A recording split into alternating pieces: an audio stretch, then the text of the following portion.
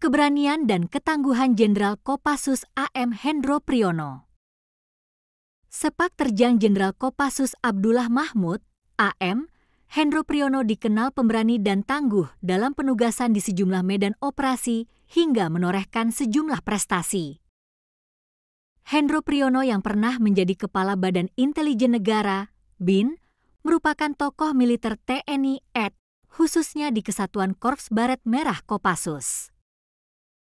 Abituren Akademi Militer Nasional, AMN, sekarang bernama Akademi Militer, Akmil, tahun 1967 ini pernah memiliki pengalaman menegangkan dalam operasi penumpasan kelompok bersenjata pasukan gerilya rakyat Sarawak, PGRS, Pasukan Rakyat Kalimantan Utara, Paraku. Kala itu PGRS, Paraku dipimpin Bong Kecok alias Yusuf Said yang bergerilya di belantara hutan Kalimantan. Dikutip dalam buku biografi berjudul Operasi Sandi Yuda, Hendro Priyono yang kala itu berpangkat kapten bersama pasukannya harus merayap di belantara hutan Kalimantan yang sangat lebat dan belum terjamah. Pasukan yang dipimpin Hendro Priyono merayap menuju markas pimpinan pasukan Barisan Rakyat, BARA, Sukirjan alias Xiao Asan, kelompok bersenjata dari PGRS Paraku pada 1973 yang berhaluan komunis. Saat itu Hendro Priyono dipercaya sebagai selaku Komandan Prayuda Halilintar Kopasandakini bernama Kopassus berusaha mengatur kecepatan merayap pasukannya. Kode hijau kecepatan merayap 10 meter menit.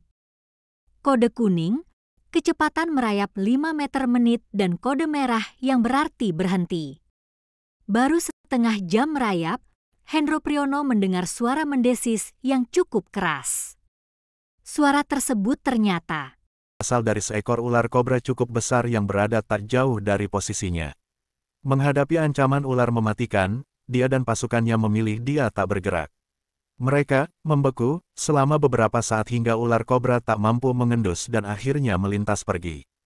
Ketegangan belum berakhir, kali ini setelah merayap selama 5 jam di tengah malam yang dingin dan gelap gulita, mertua dari mantan Panglima TNI Jenderal Purn Andika Perkasa ini akhirnya bisa mendekati sasaran. Tak terasa sudah lebih 5 jam lamanya kami merayap.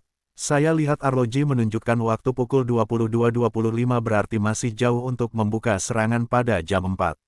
Berarti kami harus membeku lumayan lama di malam hari yang gelap dan dingin. Setelah menunggu cukup lama, target yang diburu pun akhirnya datang. Tanpa menunggu lama, Hendro Priyono bersama anak buahnya langsung melakukan penyergapan ke dalam markas musuh.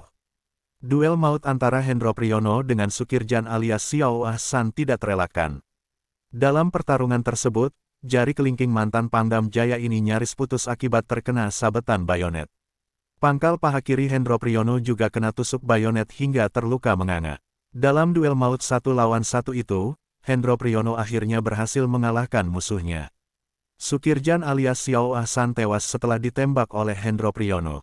Meski demikian, akibat luka yang dideritanya cukup parah, mantan Damkodiklat TNI AD ini harus dibawa ke Rumah Sakit Umum RSU Kabupaten Mempawah untuk menjalani perawatan medis. Meski berhasil menembak mati Sukirjan alias Xiao Ahsan, namun Bong Kicok tokoh utama, penggagas sekaligus pendiri PGRS Paraku tidak berhasil ditangkap. Saat menjalani perawatan di Rumah Sakit Hendro Priyono mendapat kabar jika Bong Kicok menyerahkan diri.